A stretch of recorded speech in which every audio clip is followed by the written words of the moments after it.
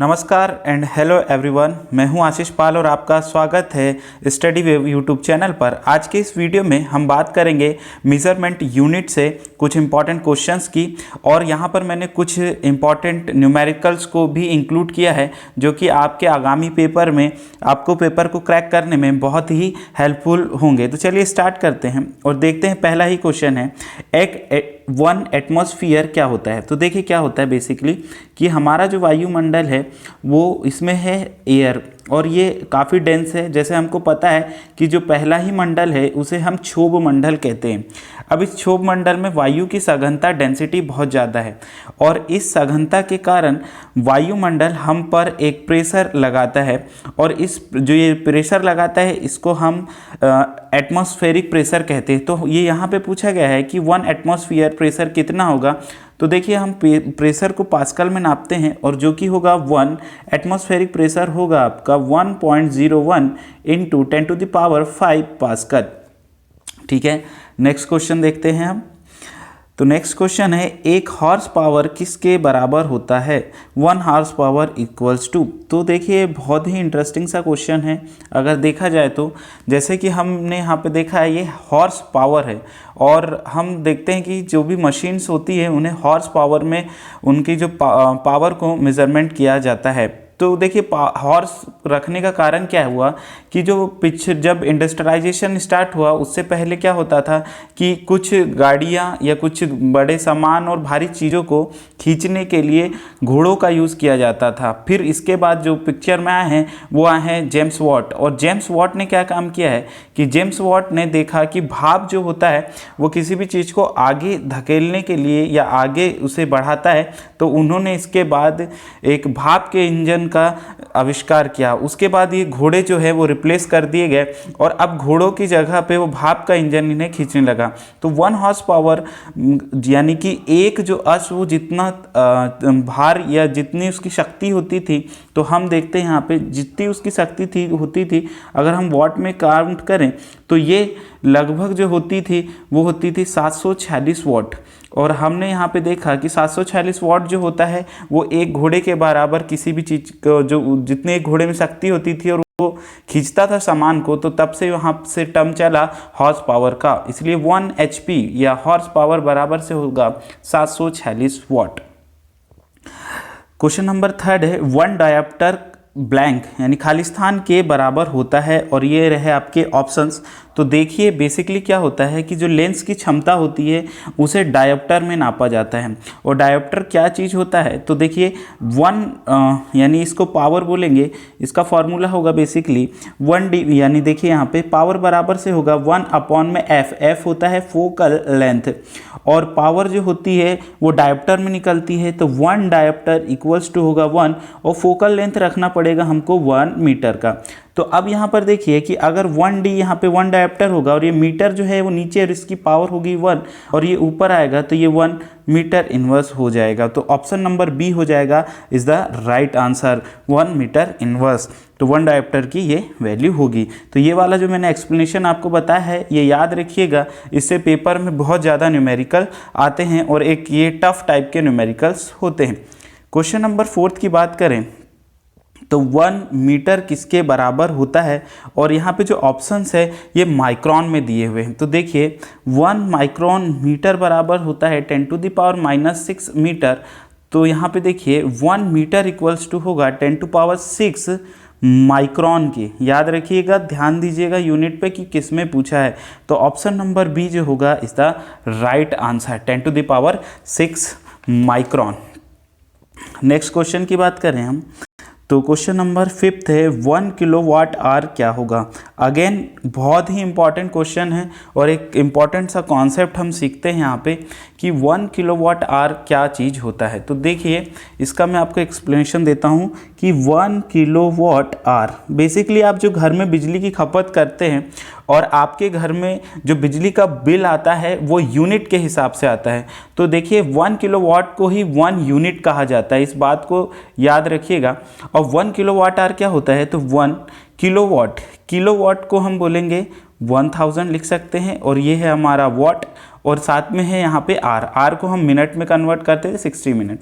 अब यहाँ पर जो वॉट है, बेसिकली वॉट शक्ति की यूनिट होती है और शक्ति क्या होता है, पावर होता है हमारा वर्क अपॉन में टाइम, और वर्क की यूनिट होती है जूल और ये होता है सेकंड। तो हम इसको इस तरह भी लिख सकते हैं कि 1000 जूल पर सेकंड, और यहाँ पे 60 को हमको सेकंड में कन्वर्ट करना पड़ेगा, तो मिनट को यहाँ पे हमने पहले आर को मिनट में किया और मिनट को आप सेकंड में करेंगे तो ये गुणा हो जाएगा और ये है सेकंड। तो सेकंड से सेकंड की यूनिट कटेगी, अब यूनिट बची है जूल, तो यह हमारा आंसर हो जाएगा। देखिए 1000 इंटू में हो जाएगा ये वाला 3600 3600, और ये पूरा जो यूनिट होगी ये कहलाएगी अब जूल। तो यहाँ पे जो इसका बेसिक सा यूनिट निकल के आएगा 3.6 इंटू 10⁶ जूल। इसको याद रखिएगा, ये न्यूमेरिकल सॉल्व करते वक्त बहुत ही इंपॉर्टेंट रोल प्ले करेगा।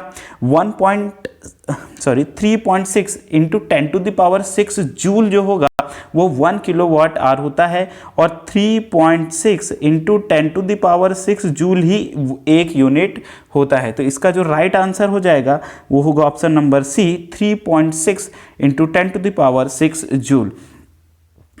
क्वेश्चन नंबर 6 की बात करें, 1 किलोवाट बराबर से किसके होगा, तो बहुत ही सिंपल है कि 1 किलोवाट किसके बराबर होगा। तो देखिए यहाँ पर कि जो हमारा बेसिक से देखिए कि किलोवाट का अगर मैं सिंपल सा करूँ तो किलो का मतलब के। देखिए आजकल एक क्वेश्चन से थोड़ा सा एक्स्ट्रा आपको बताता हूँ कि कभी कभी हम बात करते हैं कि आपकी सैलरी कितनी है, तो कोई व्यक्ति बोलता है मुझे 50K मिलता है, 50K मीन्स होता है 10⁻3, तो इसका मतलब होगा उस व्यक्ति को 50,000 मिल रहे हैं। अब यहाँ पर देखिए K फॉर हुआ 10⁻3, तो यहाँ पर ये हो जाएगा 1000 और ये हुआ वाट। अब वाट कैसे, वाट बोलते हैं किससे, तो वाट होता है शक्ति की इकाई यानी पावर, पावर बराबर से होता है वर्क अपॉन में टाइम, और ये होता है बेसिकली जूल, और ये होता है सेकंड। जूल पर सेकंड को वाट वैज्ञानिक जेम्स वाट के सम्मान में से वाट कहा गया। अब देखिए बेसिकली कि क्या होगा यहाँ पर, अब ये ऑप्शंस पे अगर आप नज़र डालेंगे तो यहाँ पर जो होगा ये हम इसे, ये 1000 तो होगा, डैम श्योर है कि 1000 होगा जूल, और ये सेकंड जो है ये बटे में है, ये भाग में है। अगर ये ऊपर की तरफ आएगा तो ये जब ऊपर के आएगा तो इसकी पावर जो होगी वो -1 हो जाएगी, ठीक है। तो जब इसकी पावर -1 होगी तो ये हो जाएगा 1000 जूल सेकंड इनवर्स, ठीक है। तो इसका राइट आंसर होगा ए, जूल सेकंड इनवर्स है ये, है ना, ये यहाँ ऑप्शन मिस्टेक है, तो ये जूल सेकंड इनवर्स इसका राइट ऑप्शन होगा। चलिए क्वेश्चन नंबर 7 की बात करें तो क्वेश्चन नंबर 7 है, देखिए अगेन फिर से वेरी इंपॉर्टेंट और बहुत ही आसान सा सवाल है। 5.5 किलोवाट आवर कितने के बराबर होगा, और आपके पास 4 ऑप्शन है। तो इसको सॉल्व करने के लिए आप देखिए कि सबसे पहले 1 किलोवाट आवर का पता करिए। तो 1 किलोवाट अभी हमने देखा कि इसकी वैल्यू होती है 3.6 इंटू 10⁶ जूल के। तो बस सिंपल सा है 5.5 और यहाँ पे गुणा कर दीजिए इसका 3.6 इंटू 10⁶ जूल। अब देखिए जब भी आप ऑप्शंस पे नज़र डालेंगे तो यहाँ पर देखिए कि पावर्स जो होंगी वो सब 10 में है। तो सिंपल 5.5 और 3.6 का आप आपस में गुणा करिए तो जो आंसर आएगा वो 19.8 इंटू 10⁶ जूल आएगा। तो यहाँ पर जो इसका राइट आंसर होगा वो होगा 19.8 इंटू 10⁶ जूल। यहाँ पे ऑप्शन मिस्टेक हो गया है तो इसको लीजिए, इसका डी ऑप्शन करिएगा और ये है 19.8 इंटू में 10⁶ जूल, ठीक है फ्रेंड्स, ये वाला राइट आंसर होगा। फिर से लिख देता हूँ 19.8 इंटू 10⁶ जूल। कभी कभी मिस्टेक हो जाती है PDF बनाते वक्त। चलिए नेक्स्ट क्वेश्चन की बात करें तो क्वेश्चन नंबर 8 है 1 नैनोमीटर कितना होता है, ठीक है, 1 नैनोमीटर। तो देखिए 1 नैनोमीटर जो होता है वो होता है, अगर हम यहाँ पे बात करेंगे तो देखिए 1 नैनोमीटर की बात करेंगे तो ये 10⁻⁹ मीटर को 1 नैनोमीटर बोलते हैं। यानी कि क्या हुआ, इसका मतलब 1 में 10⁹ मीटर। तो ये वाला ऑप्शन नंबर डी इसका राइट आंसर होगा। क्वेश्चन नंबर 9 है आपका कि 1 कूलाम पर सेकेंड क्या होता है, 1 कूलाम पर सेकेंड। तो देखिए 1 कूलाम पर सेकेंड, तो इसका मैं आपको डिटेल ही बता देता हूँ कि धारा का फॉर्मूला होता है, करंट क्या होता है कि किसी समय किसी बिंदु पर कितना आवेश बहा उस निश्चित समय में, यानी Q अपॉन में T। Q आवेश होता है कूलाम, और ये हुआ हमारा सेकेंड, ठीक है। तो धारा का जो मात्रक हुआ ये 1 एम्पियर करंट, 1 एम्पियर करंट होगा 1 कूलाम आवेश 1 सेकेंड में। तो ये हो गया हमारा डिटेल में एक्सप्लेनेशन। तो इसका राइट आंसर होगा option number B, 1 ampere. Next question है, 1 पिकोमीटर खालिस्तान के बराबर होता है। तो बहुत ही इंपॉर्टेंट क्वेश्चन होगा दोस्तों कि 1 पिकोमीटर किसके बराबर होता है। तो देख लीजिए एक बार, देखिए 10 टू द पावर 1 को हम बोलते हैं, 10 टू द पावर -1 को हम बोलते हैं डेसी, 10 टू द पावर -2 को हम बोलते हैं सेंटी, 10 टू द पावर -3 को बोलते हैं मिली, और 10 टू द पावर 6 को कहा जाता है माइक्रोन, और 10 टू द पावर -9, ठीक है, सारी पावर माइनस में, 10 टू द पावर -9 होता है नैनो, 10 टू द पावर -9 होता है नैनो, और 10 टू द पावर -12 जो होता है वो होता है पीको, 10 टू द पावर 15 -15 जो होगा वो होता है फेम्टो, 10 टू द पावर -18 जो होता है वो होता है एटो, और 10 टू द पावर -21 होता है जेप्टो, और 10 टू द पावर -24 होता है योक्टो। तो यहाँ पर पूछा गया है पिकोमीटर के बारे में, तो इसका ऑप्शन जो होगा ऑप्शन सी होगा, 10 टू द पावर -12 मीटर इसका राइट आंसर होगा, ठीक है, 10 to the power -12 metre. Next question की बात करें हम, तो देखिए यहाँ पर 1 जूल, अब फिर से एक कॉन्सेप्ट वाला क्वेश्चन है, ये आपको काफ़ी पेपर में काफ़ी परेशान कर सकता है। तो देखिए जो 1 जूल होगा वो किसके बराबर होगा। तो अब देखिए एक बात याद रखिएगा कि जो कार्य होता है, कार्य और ऊर्जा, इन दोनों की ही यूनिट जो होती है, SI यूनिट होती है, वो होती है जूल। अब कार्य क्या होता है, तो जो कार्य होगा, वर्क जो होता है वो क्या होता है, बल गुणा बल की दिशा में विस्थापन, यानी फोर्स इनटू डिस्प्लेसमेंट। तो फोर्स कितना होगा 1 न्यूटन का, और हम बोलेंगे कि डिस्प्लेसमेंट कितना हुआ 1 मीटर, तो हम बोलेंगे कार्य जो हुआ वो 1 जूल हुआ। तो 1 जूल का मतलब हुआ किसी वस्तु पर अगर 1 न्यूटन का बल लगे और वो उसे 1 मीटर का विस्थापित कर दे, तो वो जो होगा वो कार्य होगा 1 जूल का। तो यहाँ पे इसका जो राइट आंसर होगा वो होगा option number A, 1 newton into 1 metre, ये इसका राइट आंसर होगा। तो देखिए फ्रेंड्स, जो ऐसे क्वेश्चन होते हैं वो पेपरों में बहुत ज़्यादा आते हैं, और यहाँ पर स्टूडेंट्स गलती कर बैठते हैं। नेक्स्ट क्वेश्चन की बात करें हम, तो नेक्स्ट क्वेश्चन है, एक विशेष घर में 5 दिनों में 100 इकाइयों की खपत है, यदि ऊर्जा को जूल में परिवर्तित किया जाए तो यह कितनी होगी। फिर से बहुत सिंपल लेकिन फिर से सोचने वाली सवाल है कि देखिए मैंने अभी बताया था यूनिट का मतलब होता है 1 किलोवाट आवर, और 1 किलोवाट आवर होता है 3.6 into 10 to the power 6 joule के बराबर। अब यहाँ पे कितना बोला है, तो इन्होंने बात करी है, यहाँ पर जो बात की है कि 5 दिनों में कितने इकाई खपत हुई है, 100 इकाई की, यानी 100 यूनिट। तो अगर 100 यूनिट का मैं मान निकालने जाऊँ तो देखिए बेसिक सी बात है, अगर 100 है और ये 10 की पावर 6 है तो 2 जीरो और जुड़ेंगे, यानी 3.6 ही रहेगा, लेकिन ये हो जाएगा 10 टू द पावर 8 जूल के बराबर। तो इसका ऑप्शन नंबर डी जो होगा वो राइट आंसर है, और ये है 3.6 into 10 to the power 8 joule. Question number 13 है, कौन सा यंत्र समुद्र के स्तर से ऊपर की वस्तु को देखने के लिए पनडुब्बियों में प्रयोग किया जाता है। तो बहुत ही सिंपल है, देखिए जो पेरिस्कोप होता है वो बेसिकली इसका यूज़ पनडुब्बियों में किया जाता है, और पनडुब्बी क्या होती है, सबमरीन जो होती है वो पानी के नीचे होती है। अगर इन्हें किसी चीज़ को नीचे से ही देखना है बिना ऊपर सतह पे आए तो ये पेरिस्कोप का यूज़ करते हैं, जिसके द्वारा इन्हें किसी भी ऑब्जेक्ट या किसी भी वस्तु की लोकेशन का पता लग जाता है। क्वेश्चन नंबर है 14, इसकी बात करें कि वायुमंडलीय दबाव को मापने के लिए किस उपकरण का प्रयोग किया जाता है।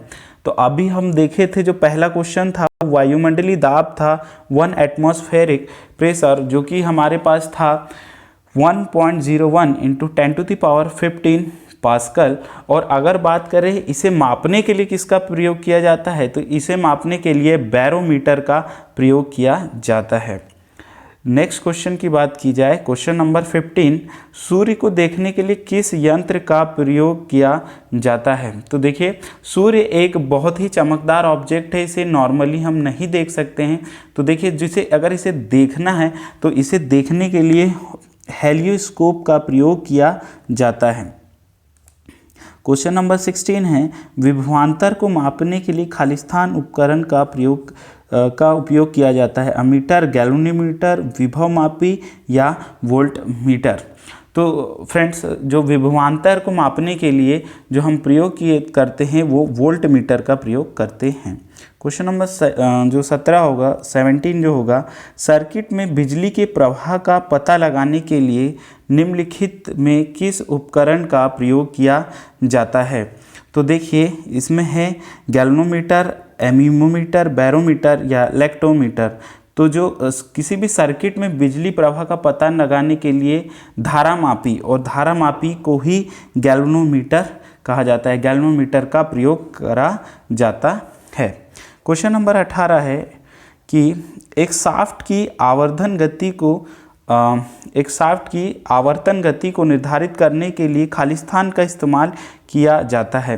तो यहाँ पे आपके ऑप्शन है स्पीडोमीटर, टेकोमीटर और है आपका एनीमोमीटर और क्रोनोमीटर।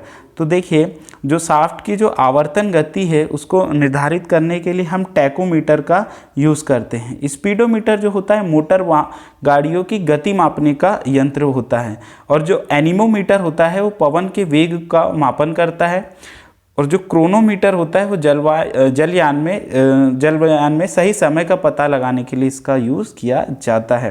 क्वेश्चन नंबर 19 है, तरल पदार्थ के घनत्व को मापने के लिए किसका प्रयोग किया जाता है। तो आर्द्रता मापी, हाइड्रोमापी, हिप्सोमीटर और फेदोमीटर। तो देखिए जो यहाँ पे ऑप्शन नंबर बी है हाइड्रोमीटर, ये हाइड्रोमीटर जो होता है ये आपेक्षित घनत्व को इसकी मदद से ज्ञात किया जाता है।